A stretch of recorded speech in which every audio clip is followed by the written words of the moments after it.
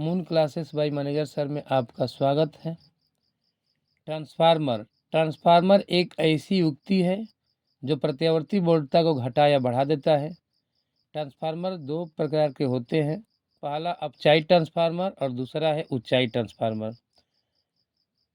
अपचाई transformer प्रत्यावर्ती वोल्टता को घटा देता है और धारा के मान को बढ़ा देता है, और इसमें जो प्राथमिक कुंडली होती है, मतलब इसमें जैसे कि नर्म लोहे के पतले पतले क्रोड होते हैं जिसके ऊपर तांबे के तार को लपेट करके कुंडली बनाई जाती है, और इसको मतलब प्राथमिक कुंडली कहा जाता है। प्राथमिक कुंडली में फेरों की संख्या अधिक होती है और द्वितीय कुंडली में फेरों की संख्या है वो कम होता है अपचाई ट्रांसफार्मर के लिए। तथा ऊंचाई ट्रांसफार्मर इसके विपरीत होता है।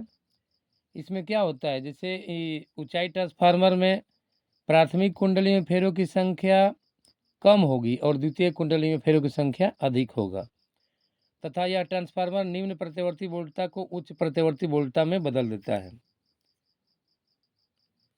कार्यविधि समझते हैं। जैसे कि मान लो कोई कुंडली है, ये NP है, मतलब प्राथमिक हो जाएगा, प्राथमिक कुंडली है, और NS का मतलब द्वितीय कुंडली है। सबसे पहले हम जैसे प्राथमिक कुंडली के अंतर्गत प्रतिवर्ती धारा उत्पन्न कराते हैं। प्रतिवर्ती धारा उत्पन्न हो जाएगा जिसके वजह से इस कुंडली से बद्ध जैसे मतलब चुंबकीय फ्लक्स उत्पन्न हो जाएगा। तो चुंबकीय क्षेत्र जैसे उत्पन्न होगा, वह मतलब ऐसे चुंबकीय फ्लक्स अगर उत्पन्न हो रहा है तो द्वितीय कुंडली को जब लगाया जाएगा तो इसमें भी चुंबकीय फ्लक्स में परिवर्तन आ जाएगा, और जो इधर वाला है तो मान लो यूज हो रहा है जो चुंबकीय फ्लक्स है, लेकिन इधर वाला वेस्ट हो रहा है। इसलिए ट्रांसफार्मर के अंतर्गत पतले पतले लोहे के क्रोड लगाए जाते हैं ताकि जो जैसे इसके अंतर्गत प्राथमिक कुंडली में हम जब प्रतिवर्ती वोल्टता को जोड़ते हैं तो इस कुंडली में प्रेरित धारा उत्पन्न हो जाता है। प्रेरित धारा उत्पन्न होने की वजह से इसके चुंबकीय फ्लक्स के मान में परिवर्तन होता है, जिससे विद्युद्वाहक बल उत्पन्न हो जाता है, और जिससे बद्ध द्वितीय कुंडली के अंतर्गत भी चुंबकीय फ्लक्स में परिवर्तन होने लगता है और उसमें विद्युद्वाहक बल उत्पन्न हो जाता है। तो क्रोड, ये जो है पटलित क्रोड जो रहता है, वो क्रोडों से ये जो चुंबकीय फ्लक्स में परिवर्तन हो रहा है, इनके साथ साथ मतलब इसमें वेस्ट नहीं होता है, और ये वेस्ट को मतलब रोकती है। मतलब चुंबकीय फ्लक्स के जो परिवर्तन हो रहा है वो परिवर्तन मतलब उसको रोक देती है, और द्वितीय कुंडली में भी परिवर्तन हो जाता है, जिससे इसमें विद्युद्वाहक बल उत्पन्न हो जाता है।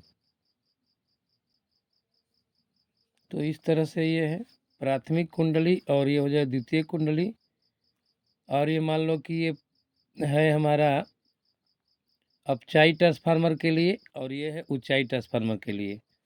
क्योंकि प्राथमिक कुंडली की संख्या मतलब फेरों की संख्या अधिक है इसमें, और द्वितीय कुंडली में NS सेकेंडरी हो जाएगा, ये प्राइमरी हो जाएगा प्राथमिक कुंडली।